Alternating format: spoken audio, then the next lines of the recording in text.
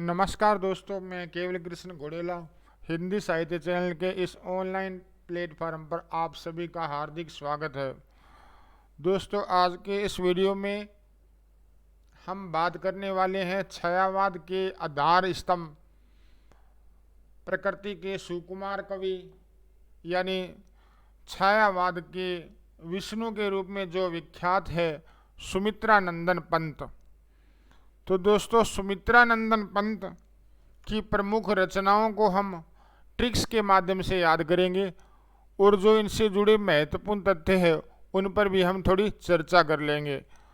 तो दोस्तों, इनकी जो काव्य रचनाएं हैं उनको ट्रिक्स के माध्यम से आपको याद करवाया जाएगा ताकि आपके एग्जाम में जो क्रम से संबंधित जो सेट करने वाले प्रश्न होते हैं उनमें आपको किसी प्रकार की दिक्कत ना हो।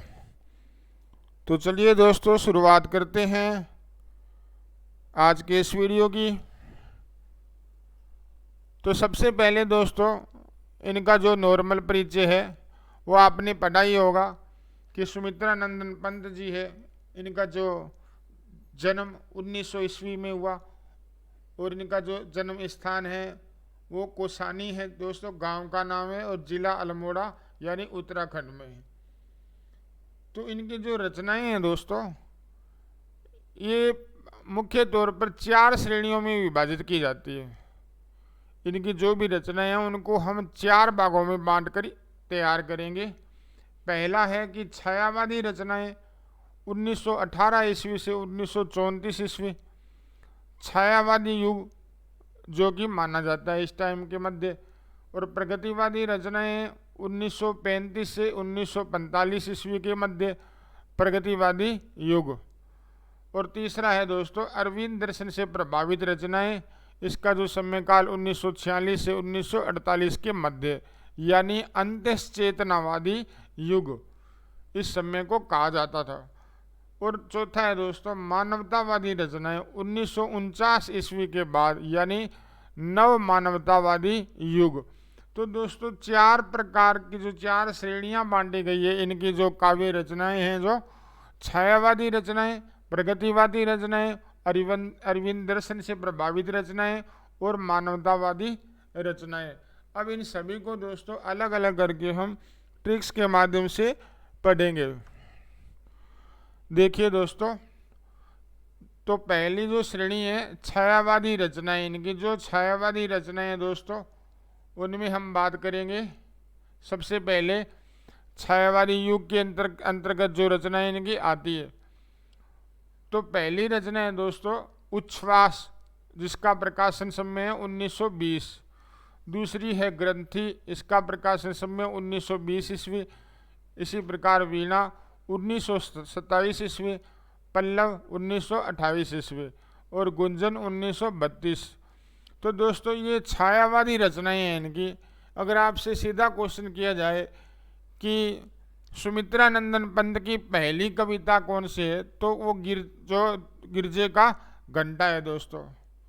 इनकी जो पहली कविता है 1916 ईस्वी में जिसका प्रकाशन हुआ था, गिरजे का घंटा।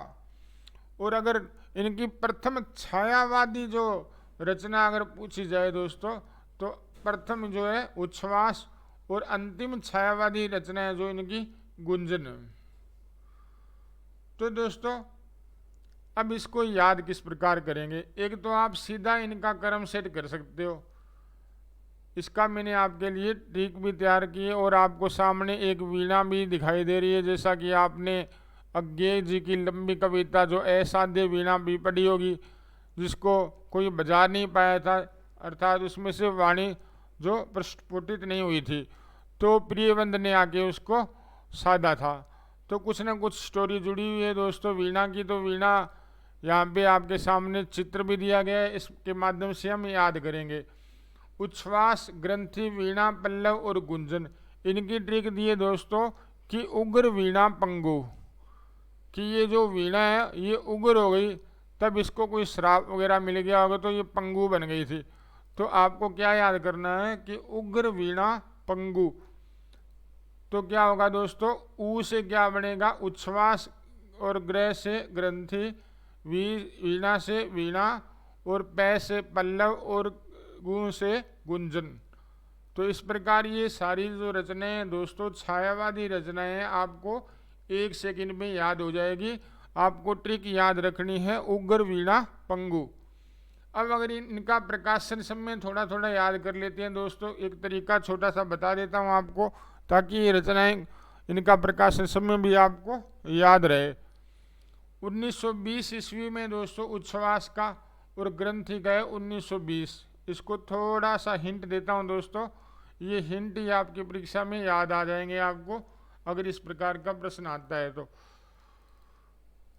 देखिएगा दोस्तों, उच्छ्वास ग्रंथि तो उनका 1920। तो दोस्तों मैंने इन दोनों रचनाओं की ट्रिक बनाई थी उग्र। उग्र मतलब तेज, ज़्यादा, कोई मनुष्य ज़्यादा तेज होते हैं ना, वो उग्र स्वभाव के होते हैं। तो कुछ उनमें से 420 भी होते हैं, कुछ उनमें से 420 भी होते हैं।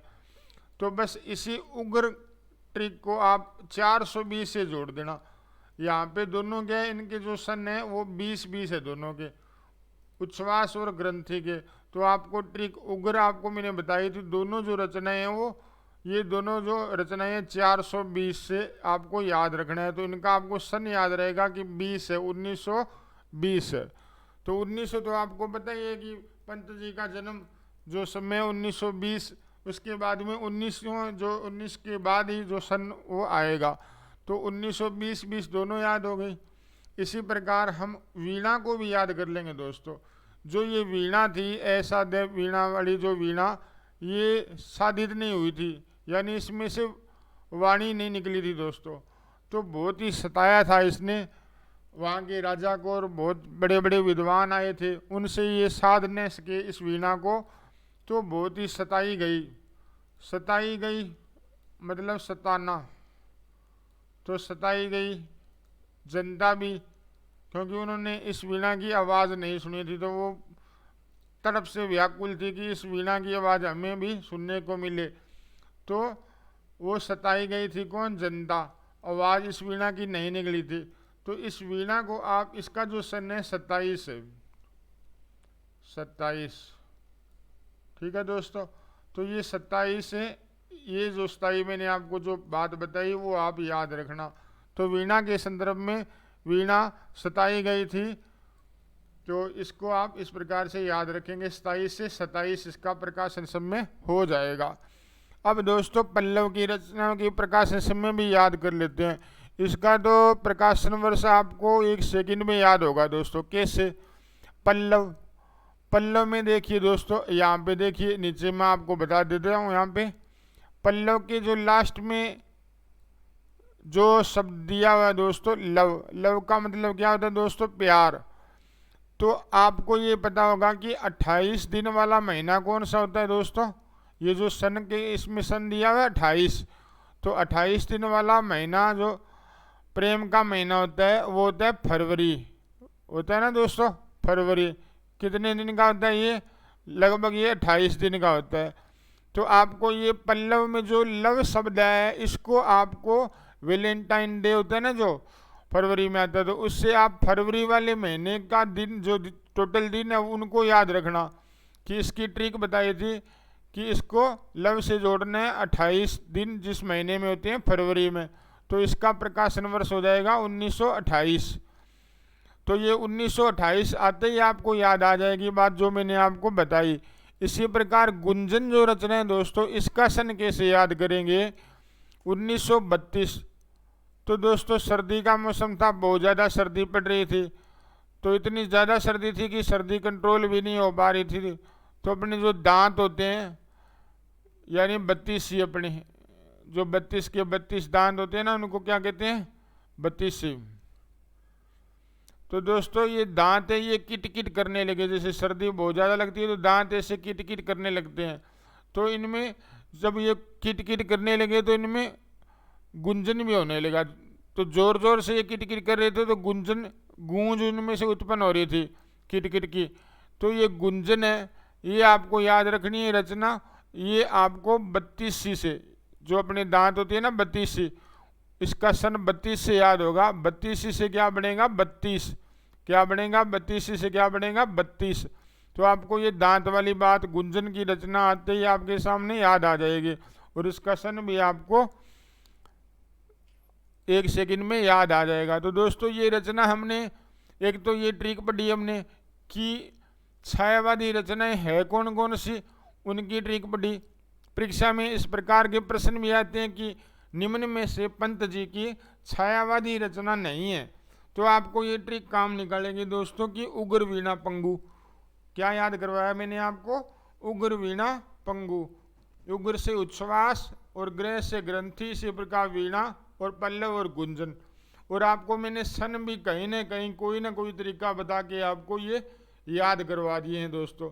तो कुछ रचनाएं होती है जिनमें सन का जो डिफरेंस रहता है वो अलग अलग विद्वानों के कारण थोड़ा भ्रम भी होता है। हिंदी साहित्य में काफ़ी ऐसी रचनाएं हैं जिनके सन में थोड़ा बहुत ऊपर नीचे होता रहता है। जिस प्रकार पल्लव के अंदर भी कहीं 1926 भी दिया हुआ है और 28 भी दिया है, तो मैंने ज़्यादा 28 को उचित माना तो 28 आपको बताया। इसी प्रकार दोस्तों अब हम इसकी जो दूसरी श्रेणी है उस दूसरी श्रेणी की रचनाओं को कैसे याद करेंगे, चलिए दोस्तों ये देखिएगा दोस्तों, प्रगतिवादी रचनाएं। कौन सी ये प्रगतिवादी रचनाएं,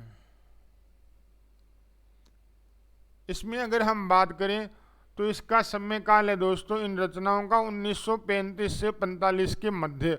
और ये जो युग था इस समय प्रगतिवादी युग, यानी छायावाद की जो रचनाएं हैं पंत जी ने प्रगतिवादी युग में भी रचनाएं इन्होंने लिखी। तो कौन कौन सी रचनाएं हैं दोस्तों, युगांत, पहली युगांत है, दूसरी युगवाणी है और तीसरी ग्राम्य है। तो दोस्तों कैसे याद करेंगे या इनको, इनके सन भी हम याद करेंगे ट्रिक के माध्यम से और इनका जो नाम है वो भी हम याद कर लेंगे। एक थोड़ा ट्रिक को थोड़ा इसमें सुधार करना है दोस्तों। प्रगति के लिए युग के अंत की युगवाणी, जो ये युगवाणी हुई थी दोस्तों ये ग्राम में हुई थी, ग्राम में, ग्राम का अर्थ गांव, ग्राम में हुई। ये आपको ट्रिक में यहाँ पे थोड़ा सा अलग ऐड करना है। तो ये दोस्तों ये देखिएगा, ये ज्योति से आपको चित्र में दिखाई दे रही है महिला, बहुत ही बड़ी बड़ी ये जो भविष्यवाणियाँ करती है। तो इसने क्या कहा कि प्रगति के लिए युग के अंत की युगवाणी ग्राम में हुई, कि प्रगति के लिए, जो प्रगति का मतलब विकास के लिए, प्रगति का मतलब विकास के लिए युग के अंत की जो युगवाणी हुई वो गांव में हुई या ग्राम में हुई। तो दोस्तों किसी भी समाज का अगर समाज की प्रगति करनी है तो उसके युग, जो पुराना युग का अंत तो होगा ही होगा। तो आपको थोड़ा याद रखना है कि ये प्रगति से तो क्या हो जाएगा प्रगतिवादी रचनाएं, और ये युग अंत और ये युगवाणी जैसे ग्राम, ये आपको याद रखनी है। ये अपने आप आपकी जो रचना है वो बाहर निकल जाएगी। तो दोस्तों ये मैंने आपको ट्रिक इसलिए भी याद करवाई कि इसके बाद में जो तीसरी कैटेगरी है अरविंद दर्शन से प्रभावित रचनाएं, उसमें भी कुछ रचनाएं हैं जिनके नाम के शुरू में युग युग आता है। तो ये आप थोड़ा डिफरेंस है आपको बता दूंगा मैं, इसलिए मैंने ये ट्रिक बनाई थी, क्योंकि युग के अंत की युगवाणी हुई, युग के अंत की युगवाणी हुई। तो ये अंत वाली जो बात है आपको याद रहेगी, कौन सी प्रगतिवादी रचनाएं और कौन सी अरविंद दर्शन से प्रभावित रचनाएं। अब इनका हम सन याद करेंगे दोस्तों। सन तो थोड़ा थोड़ा बता देता हूँ, वैसे ज़्यादा इनको सारे तो याद नहीं करने, लेकिन दोस्तों कुछ न कुछ आप बातें याद करते रहा करो ताकि आपके जो रचनाओं के सन है वो याद रहें। तो युगांत हो गया दोस्तों, युगांत 1936 ईस्वी। तो दोस्तों मैंने छत पर चढ़कर देखा दोस्त, जैसे सूर्यास्त का समय, जो सूर्यास्त का समय होता है तो छत पर चढ़ के देखते हैं तो अपने को जो छिपता हुआ सूर्य वो दिख जाता है। तो इसी प्रकार युग का अंत हो गया कहाँ पर, छत पर, यानी छती पर, और छती से क्या हो जाएगा 36। तो आपको थोड़ा कहीं ना कहीं हिंट मिल जाएगा कि युग का अंत कब कहाँ होगा, छत पर होगा। और छत से क्या हो जाएगा 36, जो इसका प्रकाशन समय है। इसी प्रकार दोस्तों युगवाणी, अगर युगवाणी करनी है तो जल्दी जल्दी करनी है। क्या करनी है? जल्दी जल्दी। 1939, इस प्रकार ऐसे बोलते हैं ना कि उताली उताली चालो, जैसे बागड़ी भाषा में बोलते हैं, राजस्थान में उताली उताली का मतलब जल्दी जल्दी। तो युगवाणी जल्दी जल्दी करनी है दोस्तों। 39 से 39 इसका जो प्रकाशन समय कंप्लीट हो जाएगा। और ग्राम्य में दोस्तों 1940 है, ये तो पक्का याद हो जाएगा, कभी नहीं भूलोगे दोस्तों। जो अपने संविधान में पढ़ते हैं ना, अनुच्छेद 40, अनुच्छेद 40, ये अनुच्छेद 40 है वो गांवों से संबंधित है। मतलब ग्राम से, ग्राम पंचायत के गठन वगैरह, ग्राम पंचायत के जो भी कार्य वगैरह जितने भी प्रोसेस है ग्राम से, गांवों से संबंधित, वो सारी अनुच्छेद 40 में आती है। तो ये ग्राम्य रचना है दोस्तों, ये भी 1940 ईस्वी में इसका प्रकाशन हुआ था, ये तो आप कभी नहीं भूलोगे। तो दोस्तों इस प्रकार आपने प्रगतिवादी रचनाओं को याद किया। दोस्तों कमेंट में ज़रूर आप लिखकर बताएं कि आपको हमारे द्वारा जो ट्रिक बताई जा रही है वो कैसे लगती है। और अगर आपको ये ट्रिक पसंद आए तो दोस्तों आप ज़्यादा से ज़्यादा लाइक और एंड शेयर में कोई भी कंजूसी ना करें। अब दोस्तों तीसरी कैटेगरी है इसकी जो, उसकी ओर बढ़ते हैं। अरविंद दर्शन से प्रभावित रचनाएं। अरविंद दर्शन से प्रभावित रचनाएं जो तीसरी कैटेगरी है दोस्तों, इसका समय काल 1946 से 1948, जिसको अंतःचेतनावादी युग कहा जाता है। तो दोस्तों एक थोड़ा ध्यान रखना, आपको कुछ ग्राफिक्स भी साथ में दिखाए जा रहे हैं, ताकि आपके किसी भी एग्जाम के अंदर अगर आप ये इस प्रकार का कोई प्रश्न आता है तो ये ग्राफिक आपके दिमाग में जरूर आ जाएंगे, तो उससे कुछ बातें भी याद आ जाएगी। तो दोस्तों अब देखिए इसमें जो रचनाएं हैं, स्वर्ण, जो स्वर्ण किरण 1947, इसी प्रकार स्वर्णदूली 1947, युगांतर 1948 और युगपथ 1948। तो दोस्तों इसमें क्या करना है आपको, ये इसमें जो रचनाएं दी हुई है स्वर्ण, स्वर्ण से संबंधित अर्थात सोना, तो क्या है स्वर्ण, स्वर्ण से संबंधित जो, और दो इसमें जो रचनाएं हैं जिसके शुरू में युग युग आ रहा है। तभी तो मैं आपको बता रहा था कि प्रगतिवादी में भी दो रचनाएं युग युग है, लेकिन वहाँ मैंने इसीलिए ट्रिक याद करवाई थी आपकी, जो ताकि आप उनको भूल ना सको और आप उसमें मिक्स ना हो। तो दोस्तों स्वर्ण किरण है जो, इसके बाद में जो स्वर्ण धूली है और युगांतर है और युगपथ है, इनके प्रकाशन का जो समय, स्वर्ण किरण है जो 1947, स्वर्ण धूली है 1947 और युगांतर है 1948 और युगपथ है 1948। युगपथ कहीं कहीं आपको 1949 भी इसका जो प्रकाशन समय मिलेगा, लेकिन दोस्तों थोड़ा बहुत भ्रम जरूर होता है इन रचनाओं में।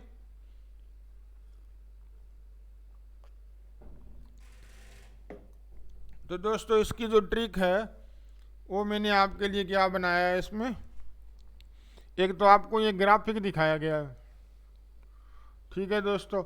एक ट्रिक बनाइए, ये ट्रिक को समझने के लिए बनाइए कि स्वर्ण किरण में ये जो सोने रंग की जो किरणें हैं, जो स्वर्ण किरण सोने जैसी किरणें ये आ रही है सूरज की तरफ से, सूर्य की तरफ से धरती की तरफ, तो रास्ते में दोस्तों धूल के कण होते हैं, तभी तो ऐसे ये जो निशान है ऐसे जो दिखाई दे रहे हैं ना, ये धूल के कण होते हैं, उनके कारण ये इस प्रकार का चित्र बनता है। तो धूल के कण के कारण क्या हो गया था कि इनके पथ में अंतर आ गया, मतलब पथ इनका जो रास्ता है वो थोड़ा इधर उधर हो गया जो किरणों का।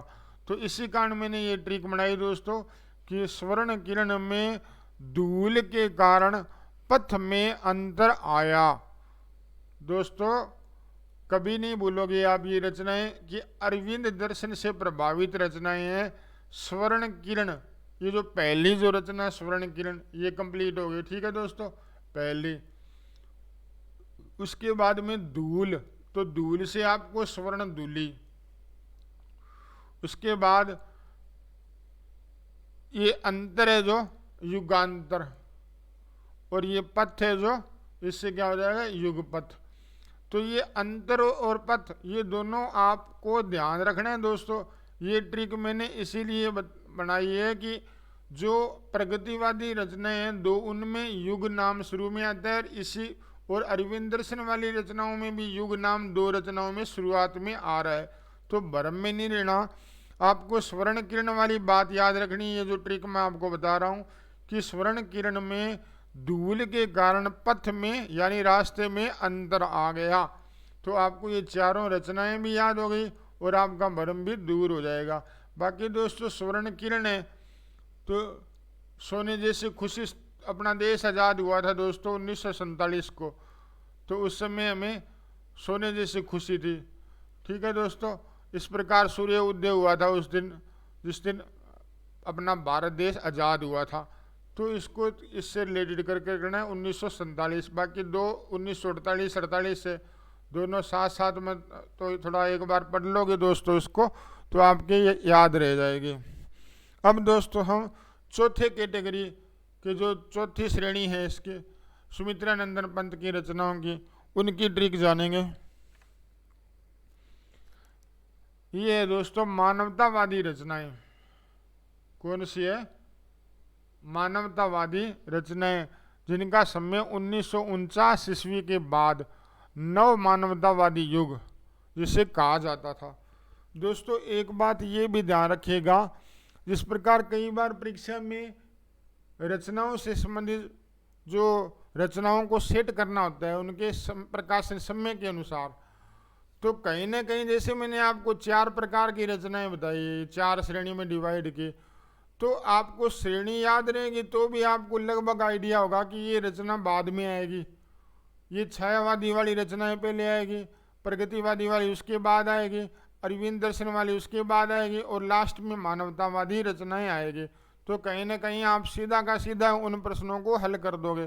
फिर भी नहीं आता तो हमारी ट्रिक ये आपके लिए काम आएगी, और जो आपको सन ट्रिक के द्वारा आपको याद करवाए वो भी आपके काम आएंगे।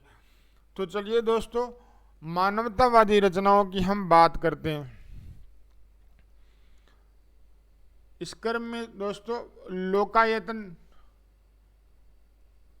जो 1964 ईस्वी में, थोड़ा बहुत इनको थोड़ा याद कर लेना दोस्तों, क्योंकि ये अच्छा इनका प्रबंध काव्य लिखा गया था लोकायतन, इसके बारे में थोड़ा आपको जानकारी देंगे।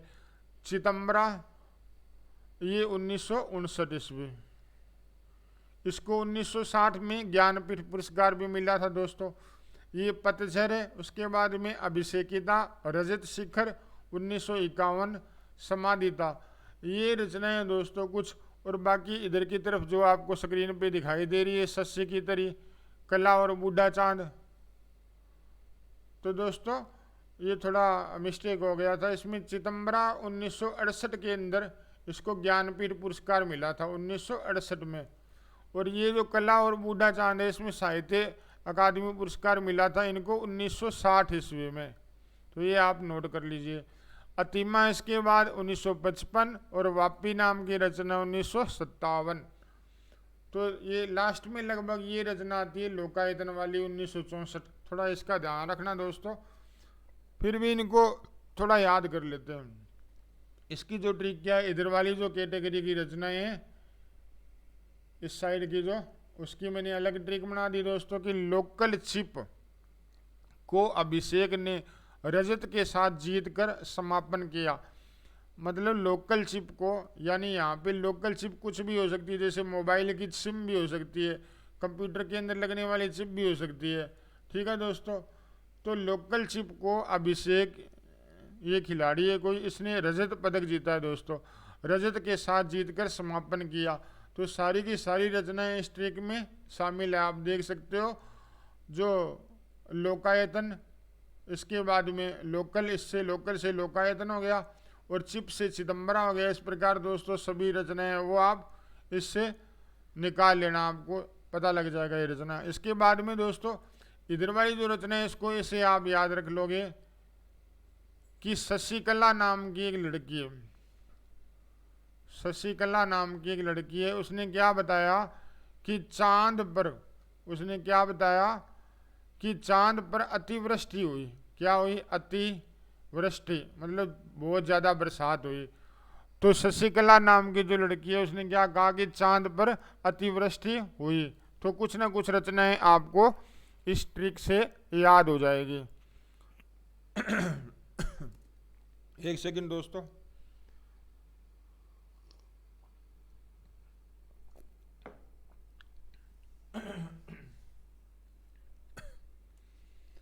इसके बाद में दोस्तों कुछ सुमित्रा नंदन पंत जी से जुड़े फैक्ट जो कि परीक्षा के लिए बेहद ही महत्वपूर्ण है, उसके बारे में भी कुछ बात करते हैं। तो इसमें आपको क्या याद रखना है, एक तो दोस्तों सुमित्रा नंदन पंत की सर्वप्रथम कविता है जो गिरजे का घंटा है, मैंने आपको शुरुआत में बताया था। ये कविता 1916 ईस्वी में प्रकाशित हुई थी। और छायावाद का घोषणा पत्र यानी मैनिफेस्टो किसे कहते हैं, सुमित्रा नंदन पंत द्वारा रचित पल्लव रचना की भूमिका को छायावाद का घोषणा पत्र यानी मैनिफेस्टो कहा जाता है दोस्तों। और छायावाद का जो अंत का जो घोषणा पत्र है वो युगांत रचना है दोस्तों, नोट कर लेना इसमें अच्छे से। छायावाद के जो अंत का जो घोषणा पत्र है वो युगांत रचना है इनकी। सुमित्रा नंदन पंत की सर्वप्रथम छायावादी रचना उच्छ्वास है जो 1920 में प्रकाशित हुई। इसके बारे में दोस्तों मैंने आपको जानकारी दी थी। और इसके अलावा अगर हम बात करें तो कौन कौन से फैक्ट है जो आपकी परीक्षा के लिए महत्वपूर्ण हो सकते हैं पंत जी के बारे में, वो भी उन पे भी चर्चा कर लेते हैं दोस्तों। देखिएगा दोस्तों, जो मुख्य फैक्ट है इनके बारे में कुछ वो भी आपको बता देता हूं। तो ये मुख्य फैक्ट हो गया दोस्तों। अब ये भाषा तो ऐसी लिखी जाएगी, इसमें इसका पेन इसी प्रकार चलता है दोस्तों। तो एक तो आपको ध्यान रखना है दोस्तों, नॉर्मल जानकारी के लिए आपको बता दूं कि उनके जो बचपन का नाम क्या था दोस्तों, गोसाई दत्त। गोसाई दत्त, इनके बचपन का नाम था गोसाई दत्त या गुसाई दत्त। ठीक है दोस्तों। इसके बाद में इन्होंने अपना नाम रख लिया था सुमित्रा नंदन पंत। वो इसलिए रख लिया था कि इनकी माता का नाम था सुमित्रा, तो अपनी माता का नाम इन्होंने साथ में रखने के लिए अपना नाम है जो सुमित्रा नंदन पंत रख लिया था। तो ये भी एक फैक्ट है दोस्तों। इसके अलावा अगर हम बात करें तो इनकी जो पहली छायावादी रचना है दोस्तों, जो छायावादी रचना है इनकी वो कौन सी है, उच्छ्वास है ना, उच्छ्वास। और जो इनकी अंतिम छायावादी रचना है दोस्तों वो कौन सी है, गुंजन, जो 1932 आपको मैंने बताया, सन याद करवाया था ना, दांत गूंजने वाला, किट किट करने वाली जो आपको ट्रिक बताई थी मैंने वीडियो की शुरुआत में, तो वो आपने देखी होगी दोस्तों। इसके अलावा ये जो सुमित्रा नंदन पंत थे ये अरविंद दर्शन से प्रभावित थे। तो इन कवियों के जो दार्शनिक मत थे, तो ये दार्शनिक मत कौन सा था, पंत जी का अरविंद दर्शन। और दोस्तों इनको संवेदनशील इंद्रिय बोध का कवि कहते थे,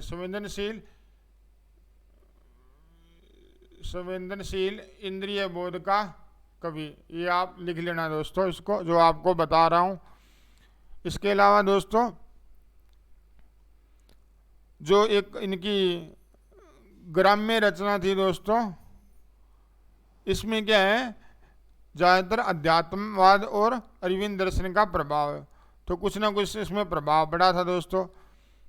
और बाकी आपको जो ये मैंने लोकायतन जो प्रबंध काव्य बताया था दोस्तों, कौन सा, लोकायतन, इसका प्रकाशन वर्ष कितना था, 1964 ईस्वी। और ये दोस्तों महात्मा गांधी के जीवन पर आधारित है। क्या है ये, महात्मा, इसको नोट कर लो आप, गांधी जी के जीवन पर आधारित।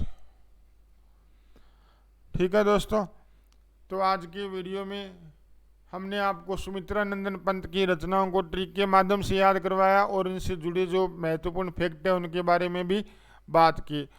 तो दोस्तों आगे की वीडियो में हम इसके अलावा अन्य जो छायावादी कवि है उनके जो रचनाओं की ट्रिक भी लेकर आएंगे। तब तक के लिए जय हिंद, जय भारत।